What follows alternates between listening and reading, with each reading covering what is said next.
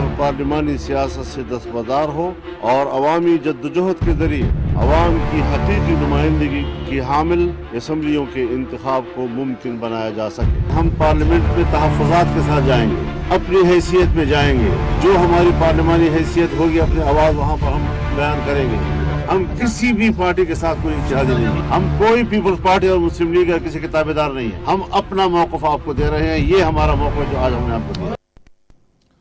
बिस्मिल्लाहिर्रहमानिर्रहीम, अस्सलामु अलैकुम अल्लाहुम्मा सल्ली अला आले मोहम्मद। तव्हांखे वेलकम चींदासीं प्रोग्राम स्ट्रेट फॉरवर्ड में। मौलाना फज़लुर रहमान हिन खां तमामु जेकी स्टेटमेंट्स तव्हां ॿुधियूं, हिन खां हिकिड़ी अञा वॾी स्टेटमेंट्स बि ॾिनी जेका PTI सां कनेक्टेड हुई। मौलाना फज़लुर रहमान साहब चयो त जेको अगरि इलेक्शन कमीशन ऐं एस्टेब्लिशमेंट सम्झनि था कि इलेक्शन सही तरीक़े सां थिया आहिनि, फ्री एंड फेयर थिया आहिनि, त पोइ जेको असांजी फ़ौज जो नैरेटिव हुयो 9 मई जे हमलनि सां जुड़ियल, उहो बि अॼु दफ़न थी वियो आहे। यकीनन मौलाना साहब अॼु हिकिड़ो वॾो फ़ैसिलो कयो आहे, इक़्तिदार में न विया आहिनि। हिकिड़ी अहिड़ी पार्टी जेका सदाईं 2008 खां असां इक़्तिदार में ॾिसूं पिया, हाणे इक़्तिदार में न आहे। इमरान ख़ान दौर में मुश्किलात जो शिकार हुई, पर मोस्टली मौलाना साहब पावर में रहंदा आहिनि। पर मौलाना फज़लुर रहमान साहब ऑपोज़िशन में रहण जो फ़ैसिलो कयो आहे ऐं शहबाज शरीफ़ साहब खे बि दावत ॾिनी आहे कि तव्हां बि अची ऑपोज़िशन में वेहो। अॼु पाकिस्तानी सोचण ते मजबूर आहे। मां बि सोचां पियो कि हर को ऑपोज़िशन में छो थो वञणु चाहे। पीपल्स पार्टी ऑलमोस्ट ऑपोज़िशन में आहे, यानी वज़ारतूं कोन थी खणे, पर ट्रेजरी बेंचिस ते वेहंदी। PTI आज़ाद उम्मीदवार जेको हाणे मजलिस वहदतुल मुस्लिमीन ठही चुकी आहे, उहा ऑपोज़िशन में वेहंदी। JUI फे ऑपोज़िशन में हूंदी। त एतिरी स्ट्रॉन्ग ऑपोज़िशन ठही पई, को हुकूमत में गवर्नमेंट ठाहिण, वज़ारतूं वठण जे मूड में न आहे। वजह वॾी जी सिंपल आहे। असां ख़बर आहे कि PMLN MQM वारा त मिनिस्ट्रियूं वठंदा, पर को ॿियो मिनिस्ट्री वठण लाइ राज़ी कोन्हे। Very simple to understand. तव्हांखे आउं सम्झायां थो हिन प्रोग्राम में। अॼु असांखे ख़बर आहे कि IMF हिन महिल वेट पई करे त को नई गवर्नमेंट अचे, नओं वज़ीर आज़म अचे ऐं पोइ नए कर्ज़ जेको वठिणो आहे असांखे, एक्सटेंडिड फंड फैसिलिटी EFF हिनखे चवंदा आहिनि, जेको ॿुधायो थो वञे कि $6 अरब जो इहो कर्ज़ हूंदो, 3 सालनि लाइ वठियो वेंदो, एक्सटेंडिड फंड फैसिलिटी। ऐं हिन में अञा सख़्तु शर्तूं IMF रखी वेठो आहे पाकिस्तान लाइ।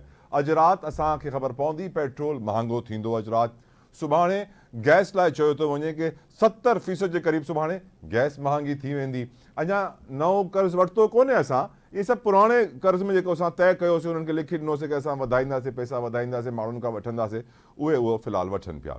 जॾहिं नओं कर्ज़ो IMF खां वठिबो त हुन महिल जेके शराइत ईंदियूं उहे तमामु ॾुखियूं हूंदियूं, जंहिंखे चयो थो वञे अनपॉपुलर पॉलिटिकल डिसीजन्स। जीअं असां ॾिठो त शहबाज शरीफ़ साहब चवंदो कि रियासत की ख़ातिर सियासत क़ुर्बान कर दी, त हाणे वरी उहे साॻा हाल अचण वारा आहिनि। हिन करे जेके बि अकुलमंद सियासतदान आहिनि उहे चवनि था कि ऑपोज़िशन में वेहो, छो जे करे जेके ट्रेजरी बेंचिस ते वज़ीर ठही वेठा हूंदा, हुननि लाइ रुॻो ॾुखियाई आहे, रुॻो मुश्किलात आहिनि, अहिड़ा फ़ैसिला आहिनि कि करण खां पोइ हुननि जी सियासत दफ़न थी वेंदी। हिन करे अकुलमंद माण्हू इहो ई चवंदो कि भाउ let's sit in the opposition.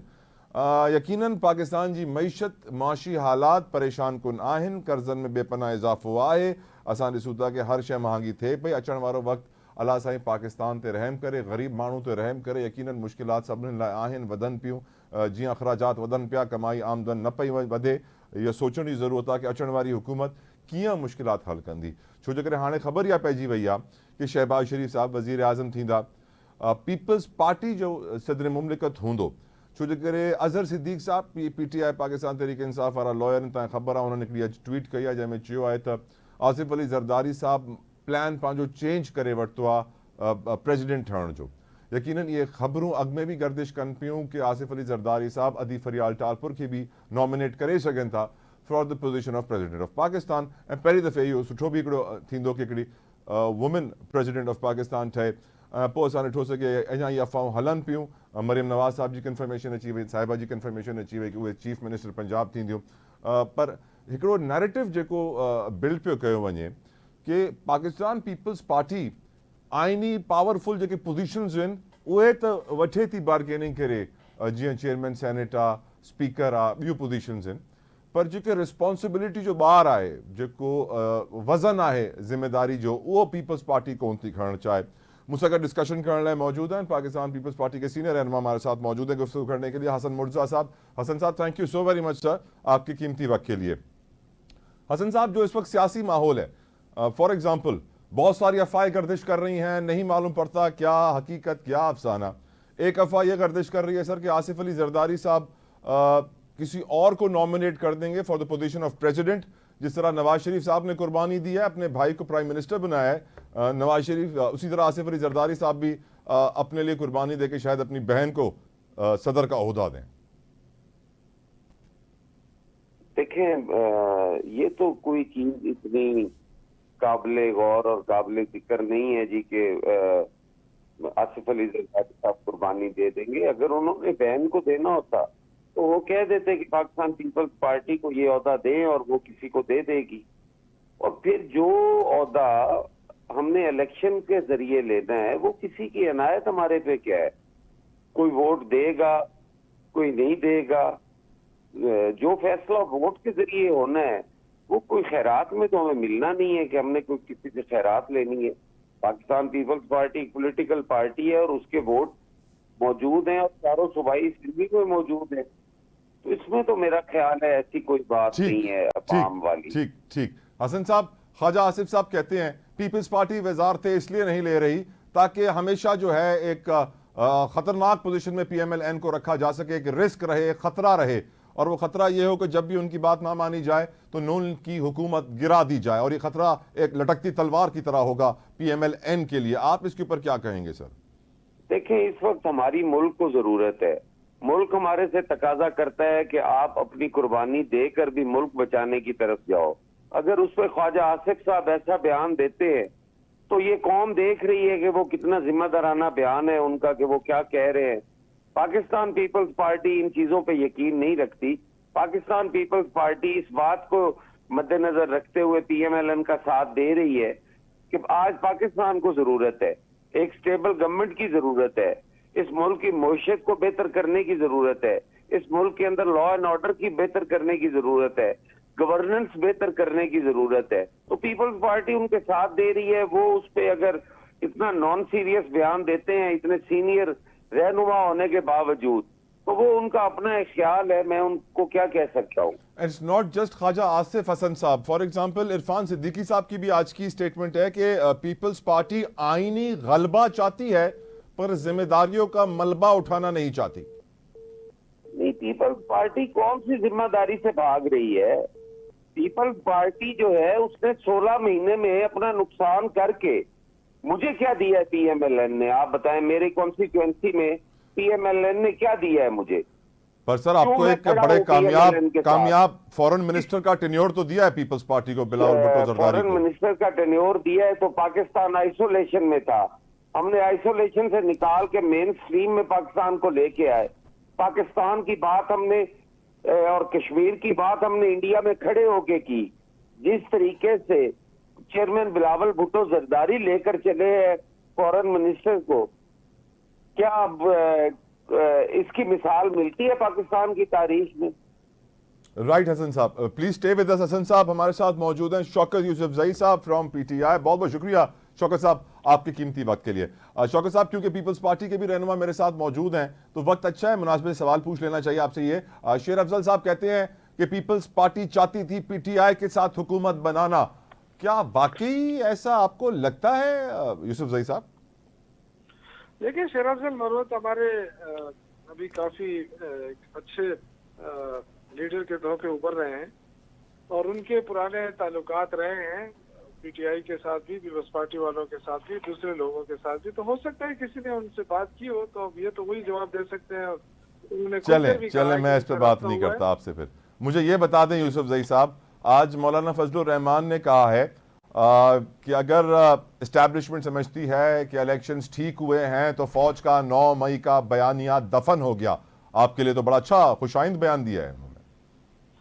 देखिए, मौलाना फजलुर रहमान साहब अल्लाह करे कि अपनी किसी बात पे टिके, और उन्होंने ये कहा है कि जी ये जो पार्लियामेंट है, ये जो 2018 के इलेक्शन हुए हैं उससे ज्यादा धांधली ज़्यादा है।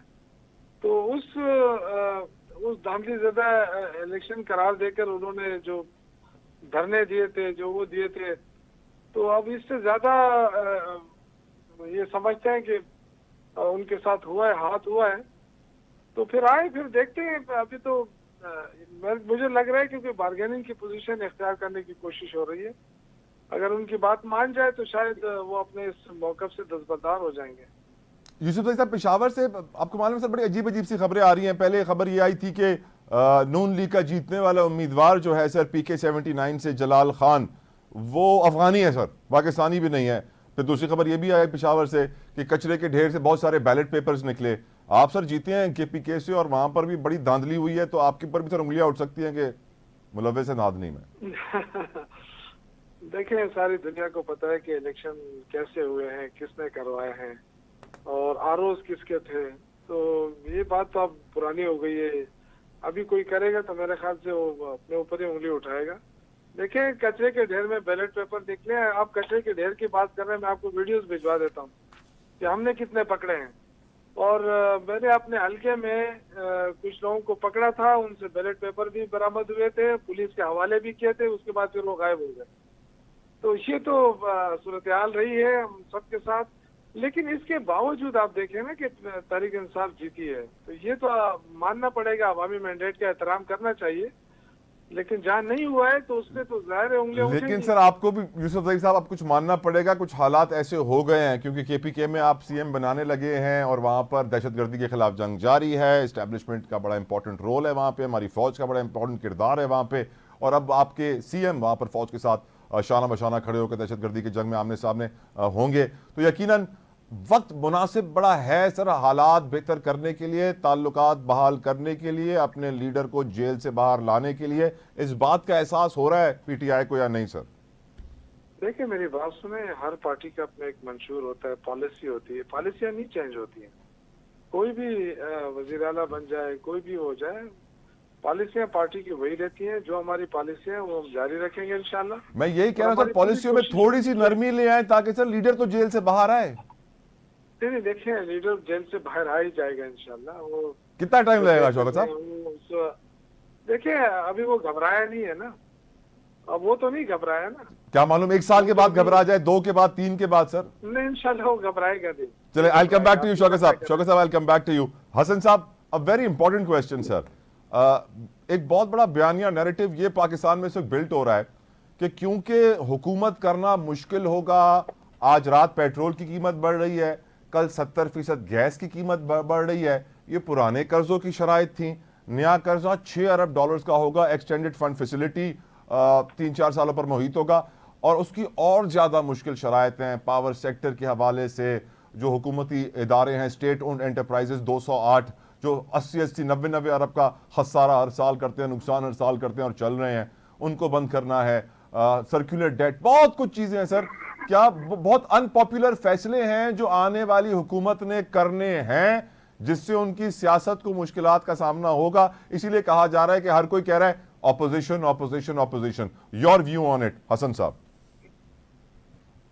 देखिए, ऐसी चीजें सारी मद्देनजर रखते हुए ही पाकिस्तान पीपल्स पार्टी ने फैसला किया है कि गवर्नमेंट जिसका भी, जो भी सिंगल लार्जेस्ट पार्टी है, हम PTI को भी हमने कहा कि अपनी गवर्नमेंट बनाओ किसी जगह पे। जैसे अभी आपने एक सवाल में यूसुफ ज़ई साहब से पूछा कि मरवत साहब ये एक बात कह रहे थे जी, तो देखिए कितनी फनी बात है कि मरवत साहब से कौन राब्ता करके कहेगा जी कि आप ये कर ले।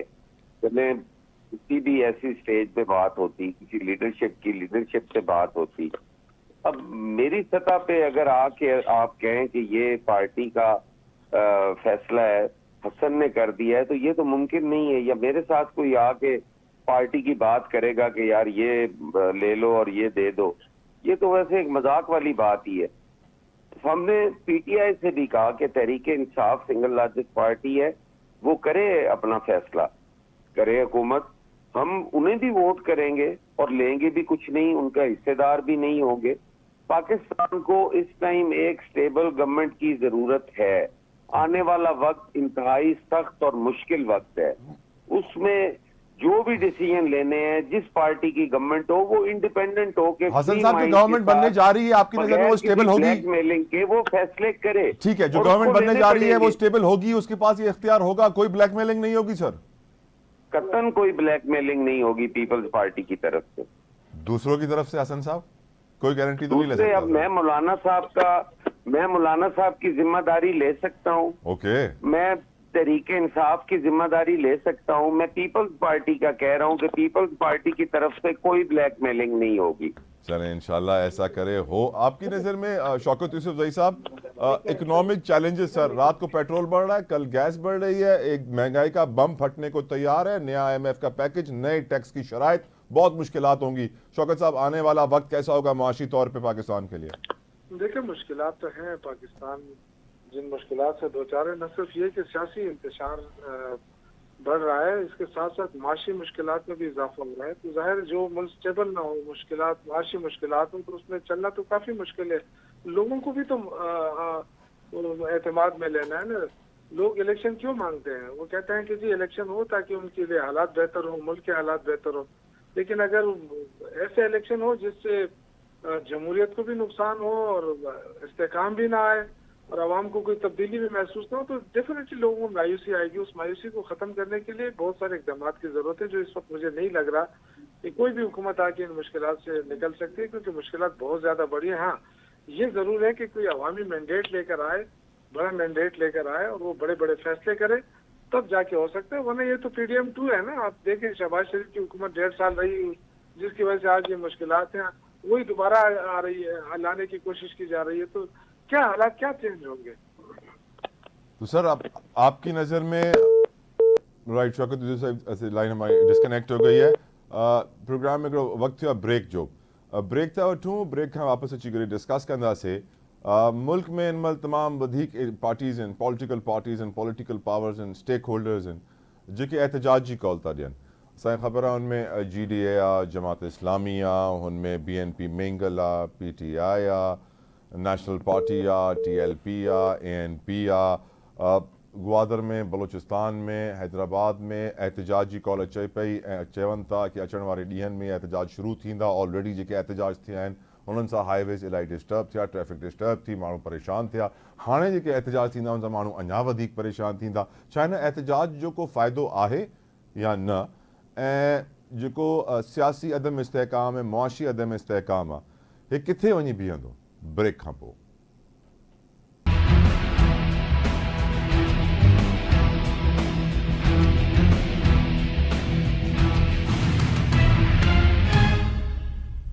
Welcome back. जीअं तव्हांखे ॿुधायोसीं प्रोग्राम जे शुरू में कि मुआशी हालात अहिड़ा थियनि पिया कि जेके बि वधीकतर अक़लमंद सियासतदान आहिनि उहे चवनि था कि ऑपोज़िशन में वेहंदासीं, ट्रेजरी बेंचेस ते कोन वेहंदासीं, छो जे करे वॾा ॾुखिया फ़ैसला करण अचण वारे वक्त में। इकॉनमी को डिस्कस करने के लिए मेरे साथ मौजूद हैं, किसी तारुफ के मोहताज नहीं है, माहिर मुआशियात हैं। बहुत बहुत शुक्रिया शाहिद हसन सिद्दीकी साहब, आपने अपना कीमती वक्त हमारे लिए निकाला। शाहिद साहब, अब हम समझ रहे हैं कि पुराने कर्जे के तहत ही हमें आज रात पेट्रोल भी बढ़ाना है, कल जो है 67% हमें गैस भी बढ़ानी है, पर अब जो नया कर्जा आएगा उसमें क्या कुछ और बढ़ सकता है? ये तो पहले ही बढ़ा के कौम को ख़त्म कर दिया है, गरीब आदमी को खुदकुशी करने पे मजबूर कर दिया है। क्या इतने अनपॉपुलर पॉलिटिकल डिसीजंस करने पड़ेंगे जिसकी वजह से आज सियासतदान ट्रेजरी बेंचेस को अवॉइड करके अपोजिशन बेंचेस पसंद करें? शाहिद हसन सिद्दीकी साहब, बेहद शुक्रिया आपका। जो नुकात आपने उठाए बिल्कुल दुरुस्त हैं, लेकिन अगर आप इजाज़त दें तो मैं ये अर्ज़ करूँगा कि इस वक्त बड़ा मसला पाकिस्तान की मईशत और पाकिस्तान की सलामती और पाकिस्तान के 24 करोड़ आवाम का है। ये बात बिल्कुल सही है कि इस वक्त हमारी जो महंगाई है, मिसाल के तौर पर आप देखें, वो 27% है हुकूमत के मुताबिक, और भारत में महंगाई जो है वो 6% है। तो बुनियादी नुक्ता ये है, पहला कि अगर हम IMF से कर्जा मिल जाता है सख्त शराइत पर, उसके बाद आलमी बैंक से भी मिल जाता है, उसके बाद आपको जो है ना वो दूसरे इदारों से भी मिल जाता है, दोस्त ममालिक से भी मिल जाता है, उसके बावजूद कैलेंडर ईयर 2024 में हम अपने बैरूनी कर्जों की अदायगी अपने ज़राए से नहीं कर सकेंगे।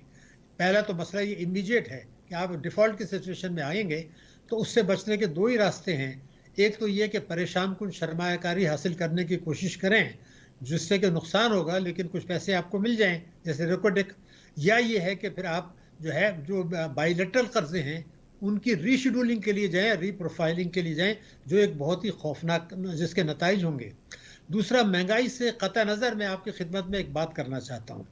दोनों पार्टियाँ, तीनों पार्टियाँ सब ये कहती हैं और आईन पाकिस्तान 25 अलिफ भी कहता है कि हर बच्चे को मुफ्त और लाजमी तालीम देना हुकूमत की जिम्मेदारी है। अब तक मीडिया पे जो कुछ डिस्कस हो रहा है कि जी वो जोड़ तोड़ हो रहा है, मेरा सिर्फ कहना ये है कि क्या ये हकीकत नहीं है कि 26 मिलियन 2 करोड़ 60 लाख बच्चे स्कूल नहीं जा रहे। सिद्दीकी साहब उस्ताद मोहतरम, सर आइन में ये भी लिखा है हर पाकिस्तानी की जान और माल का तहफ़्फ़ुज़ किया जाए। हम कितने महफूज हैं हमें बखूबी अंदाज़ा है।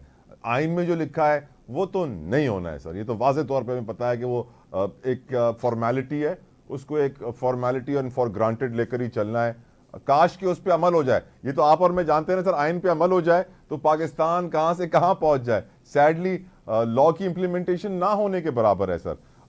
इसीलिए मेरी नज़र में, लेकिन सर मेरा सवाल शायद साहब वापस आ रहा है आपके पास, वो कौन से अनपॉपुलर फैसले हैं जिससे सियासतदानों को बड़ा डर लग रहा है इस वक्त? देखिए, मैं सिर्फ आपसे ये कर रहा था कि ये सिर्फ एक जुमले की इजाजत दे दें, ये सिर्फ आइन की रिक्वायरमेंट नहीं है। ये जो पार्टियां इख्तिदार में आ रही हैं, जरा इनका भी मंशूर तो देख लें। हम विद इन 5 ईयर्स हर बच्चे को मुफ्त तालीम देंगे, इस बुनियाद पर ये इख्तिदार में आए हैं। सर ये भी कहा है कि सुई में गैस की लाइनें डालेंगे। जी, ये भी कहा है सुई में गैस की लाइनें डालेंगे। जी, लेकिन मैं तो एक बात ये कर रहा था कि जो 26 मिलियन बच्चे हैं, जी सर, इनको आप एक जुमले की इजाजत दे दें, इनको आप 2080 तक भी नहीं दे पाएंगे, इसलिए कि जो है कोई तकरीबन 2,60,000 स्कूल बनाने हैं, 5 लोगों को देनी है, जो है वो असातिज़ा अपॉइंट करने हैं, वो आप बजट कम कर रहे हैं। तो ये तो फिर तमाशा हो गया। यानी महंगाई आपकी 27%, शरह नमू भारत से 1/3 और भारत की महंगाई 6%। फिर बिजली के नर्ख बढ़ाएंगे, गैस के नर्ख बढ़ाएंगे, पेट्रोल के नर्ख बढ़ाएंगे, अवाम पे टैक्सेस लगाएंगे। तो अगर इख्तिदार के लिए ये 2 साल ये कहेंगे कि जनाब ये IMF की शराइत है, हमें ये पूरा करना है, लेकिन उसके बाद एक सुनहरा मुस्तकबिल होगा, उसके बाद वह हुकूमत डावाडोल हो जाएगी। तो मेरा सिर्फ कहना यह था कि 2 मसले हैं। एक तो अवाम जो 11 करोड़ हैं गरीब, उनका क्या होगा, 2 करोड़ 60 लाख का क्या होगा, और बैरूनी कर्जे जब आप अदा नहीं कर सकेंगे कैलेंडर ईयर 2024 में, तो फिर आप अमेरिका की सियासी शराइत मानेंगे और जो है रीशेड्यूलिंग कराएंगे। तो ये हाल क्या होगा, पहले तो मुझे खौफ ये है। दूसरी जो मैं आपकी खिदमत में अर्ज करना चाहता हूँ, पूरा जोर लगा लिया आर्मी चीफ ने, लेकिन निगरान हुकूमत ने उनको नाकाम बना दिया, इसलिए कि सबसे ज़्यादा जोर था कि जी हम रुपए की कदर बेहतर बनाएंगे। 276 12 जुलाई को था, अब ये 279 अभी भी है।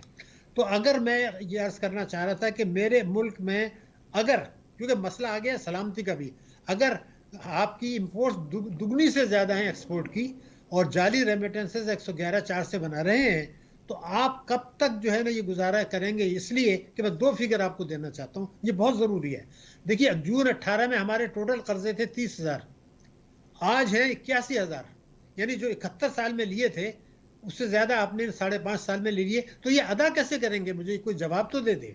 ये बात मैं क्यों कह रहा हूँ, कमर्शियल बैंक्स, तिजारती बैंक जो पाकिस्तान के हैं, वो सारी दुनिया में मैंने बैंकिंग की है, यूरोप में भी, उसमें भी कहीं ऐसा नहीं होता कि तिजारती बैंक जो हैं वो सरमायाकारी ज़्यादा करें, कर्जे कम दें।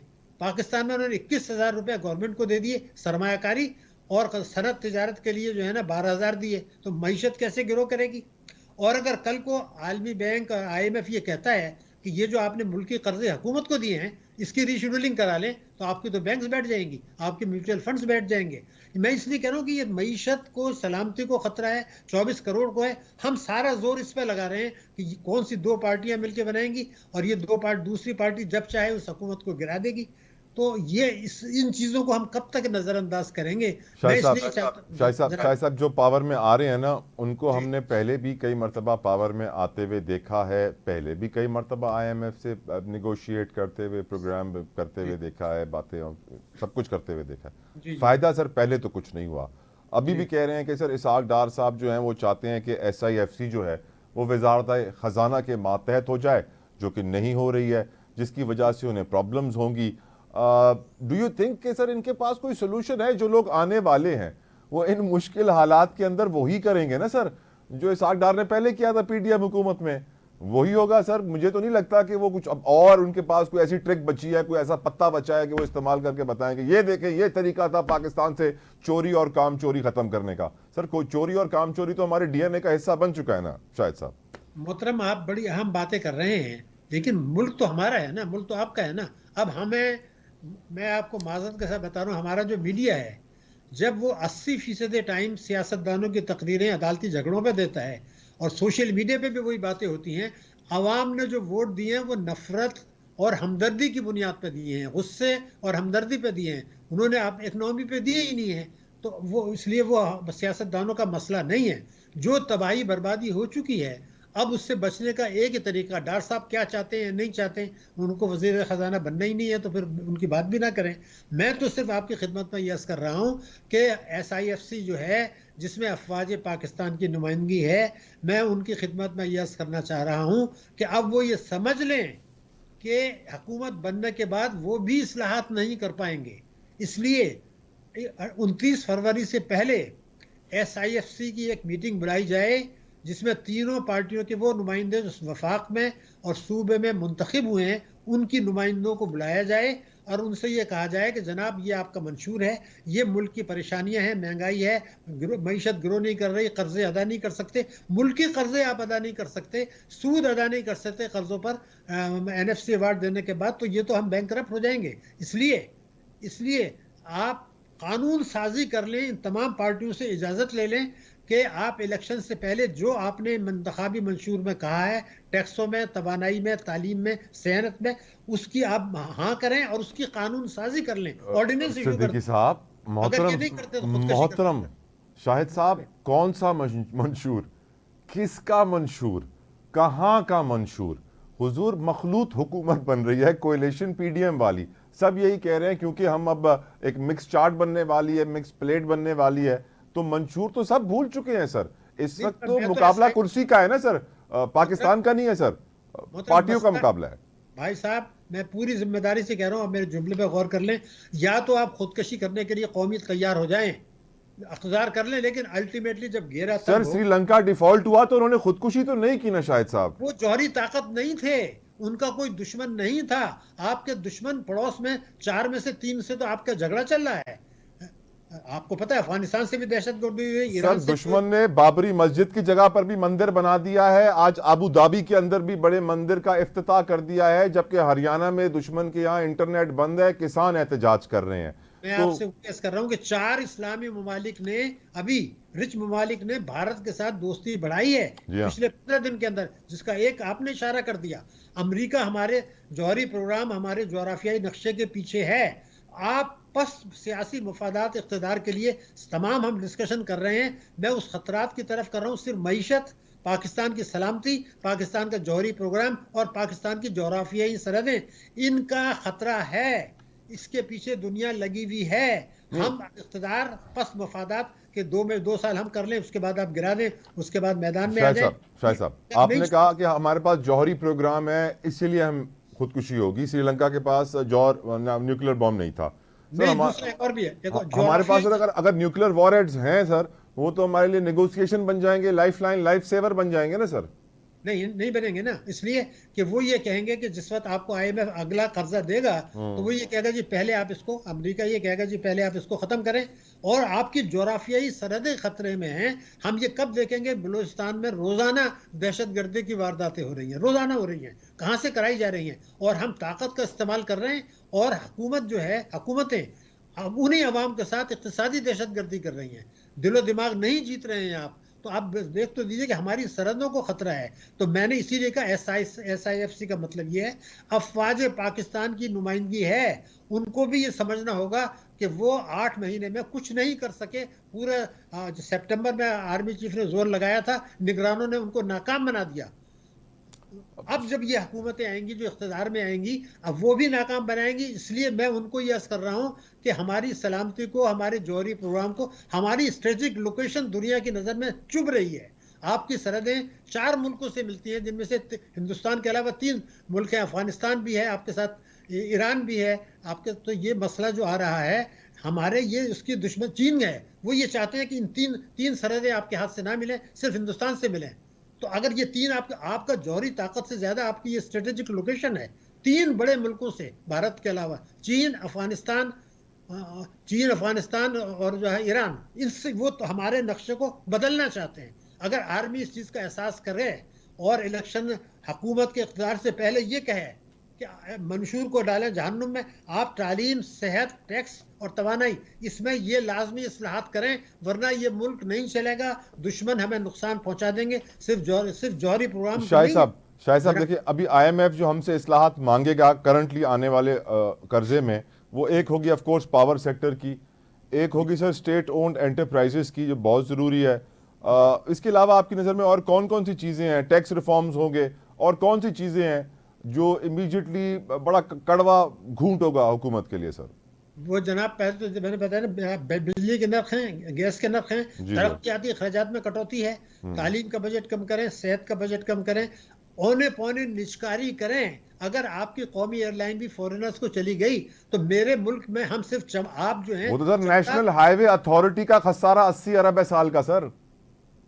भाई मेरी गुजारिश ये है कि मुझे ये बताएं, अगर आप सरमायाकारी ला रहे हैं, मुझे कोई एक सवाल का जवाब दे दे कि क्या अगर हम बाहर से कुछ सरमायाकारी लाएं तो क्या PIA को इतना बड़ा बिजनेस नहीं है कि वहाँ पर जो है पाकिस्तान में इंटरनल जो लोग सफ़र करते हैं, उम्रा करते हैं, समंदर पर पाकिस्तानी जाते हैं, मैं आपको गारंटी कर सकता हूँ और कि ये मंशूर ये मुनाफे में आ सकता है, बशर्ते कि इसके जहाज़ चलें।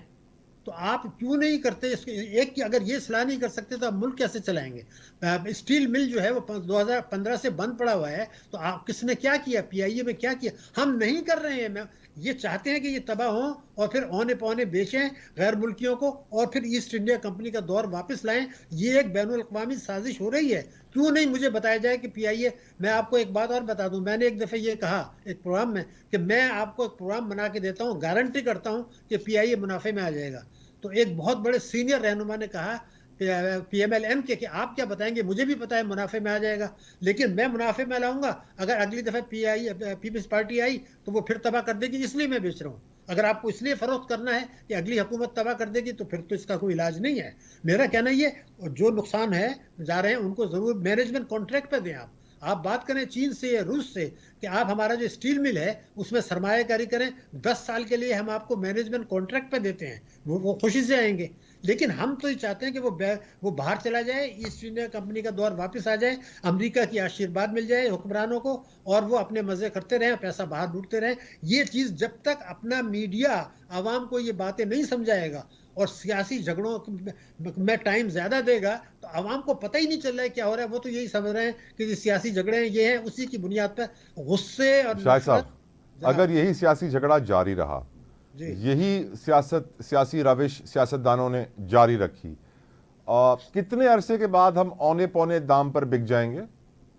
देखिए, मुझे खुदा न खास्ता खदशा ये है कि अगर नहीं बदले तो 2030 तक इस बात का खदशा है कि हमारी सरहदों में खुदा न खास्ता तब्दीली का इम्कान है। उसकी वजह यह है कि रोज टेररिस्ट वारदातें हो रही हैं। वहाँ कोई भी आदमी उनको ये कह सकती है ताकत कि जनाब, तो आपके मुल्क में अगर आपके पास 4000 अरब डॉलर के वसाइल हैं, हम आपको 25 अरब डॉलर यहाँ लगाते हैं, आप हमारे साथ आप बात करें, अलग हो जाएं, हम आपको 25 अरब डॉलर सरमायाकारी करते हैं। आपका गवादर पोर्ट पाकिस्तान को खिला सकता है। हम पता नहीं किस चक्कर में हैं।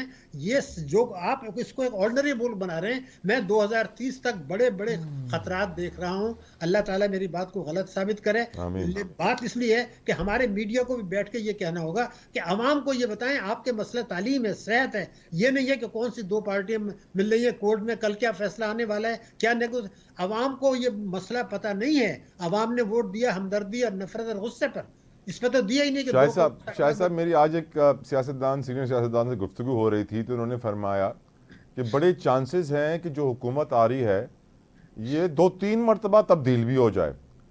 और सर मुझे लगता है, मैं आपसे मज़ीद इस पर जानना चाहूँगा, रहनुमाई लूँगा कि क्या मुआशी हालात ऐसे हो सकते हैं कि हुकूमत का मुस्तकबिल ख़तरे में पड़ जाए और ख़त्म करनी पड़े हुकूमत, नई हुकूमत बनाने पड़े? ऐसे इकनॉमिक सिचुएशन आ सकती है शाहिद साहब? देखिए, हमारा जो ये फैसला होगा, कुछ ताकतें जो हैं वो इशारा करेंगी कि आप इसको गिरा दें ताकि जो शराइत ये मान चुके हैं वहाँ तक हो। अब अगली हुकूमत से कहें जी आप बताइए आप क्या करेंगे। क्योंकि मुझे जो खदशा है वो ये है कि जो ये हुकूमत जिस तरह से ये बना रहे हैं, खदशा यही है कि शायद 2 साल भी ना चलें। तो वो माशी बुनियाद पर नहीं होगा, वो वहाँ से अहकामात आएंगे कि जी इसको जितने शराइत हम इनसे मनवा सकते थे वो हमने इनसे मनवा ली हैं, अब आप आगे जाते नहीं तैयार हैं तो हम इसको गिराते हैं, आपको लाते हैं, आप बताइए आप क्या करेंगे। ये खेल चल रहा है।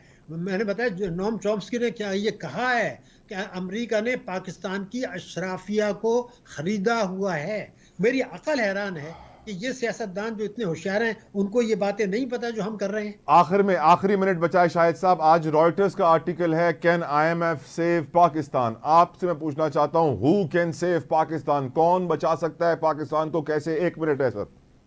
ये बात उनकी एब्सर्ड है। मैं इसलिए बात कर रहा हूँ कि IMF, उसके बाद जो है world bank, Asian development bank और ये दोस्त ममालिक ये भी अगर पैसा दे दें तो फिर भी हमारे लिए खतरा है। इल्ला ये कि हम अमेरिका की कुछ सियासी शराइत माने, उन्हें अंदाजा नहीं है कि 2024 कैलेंडर ईयर में हमारे जो अदायगियां करनी है वो पैसा नहीं है। कौन बचाएगा पाकिस्तान? जनाब, कौन बचाएगा पाकिस्तान? अमेरिका की सियासी शराइत या इंतखाबात या इलेक्शन 29 फरवरी से पहले हम इस्लाहात के लिए कानूनी शक्ल दे दें, या फिर अमेरिका की सियासी शराइत, तीसरा रास्ता नहीं है। बहुत बहुत शुक्रिया शाहिद हसन सिद्दीकी साहब, आप अपना कीमती वक्त हमारे लिए निकाला। इन दुआ सगद कि अल्लाह साईं पाकिस्तान जे हालात ते रहम फरमाए, अचण वारी हुकूमत जे लाए सही फैसला करण जी ताक़त हुननि खे अता फरमाए। तलहा जा थोई खे इजाज़त ॾियो। अंटिल नेक्स्ट टाइम, अल्लाह हाफ़िज़।